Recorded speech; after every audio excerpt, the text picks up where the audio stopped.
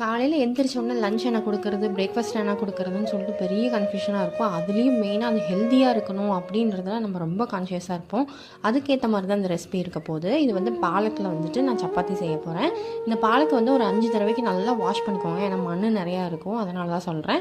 இதை நல்லா வாஷ் பண்ணிவிட்டு ஒரு வடை சட்டியில் போட்டு தண்ணி எதுவுமே ஊற்ற தேவையில்ல, அதிலே கொஞ்சம் தண்ணி வரும். ஹை ஃப்ளேமில் வச்சு கொஞ்ச நேரம் நீங்கள் வதக்கி விட்டீங்க அப்படின்னா இந்த அளவுக்கு நல்லா வெந்து வந்துடும். இது நல்லா ஆற வச்சுட்டு நம்ம ஒரு மிக்ஸி ஜாரில் போட்டு தண்ணி எதுவுமே ஆட் பண்ணாமல் நல்லா அரைச்சி எடுத்துக்கலாம்.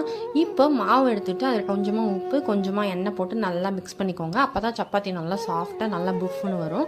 இது நல்லா கலந்ததுக்கப்புறமா நம்ம அரைச்சி வச்சிருக்க பேஸ்ட் போட்டுட்டு நல்லா இந்த அளவுக்கு சாஃப்டாக வர வரைக்கும் நல்லா பிசைஞ்சிட்டு கொஞ்சமாக எண்ணெய் சேர்த்துட்டு இதை க்ளோஸ் பண்ணி வச்சுருங்க. க்ளோஸ் பண்ணிட்டு ஹாஃப் அன் ஹவருக்கு அப்புறம் சப்பாத்தி போட்டு எடுத்தீங்க அப்படின்னா சூப்பராக இருக்கும். சப்பாத்தி எப்போவுமே ஹை ஃப்ளேமில் போடுங்க, அப்போ தான் நல்லா சாஃப்டாக வரும். ஆல்சோ சப்பாத்தி போட்டுட்டு எப்போவுமே உடனே எண்ணெய் ஊற்றக்கூடாது, திருப்பி போட்டு அதுக்கப்புறமா எண்ணெய் ஊற்றுங்க. பாருங்கள் எந்த அளவுக்கு சாஃப்டாக இருக்குன்னு சொல்லிட்டு. இதோட ஃபுல் வீடியோ லிங்க் வந்து கீழே கொடுத்துருக்க, மறக்காம செக் பண்ணி பாருங்க.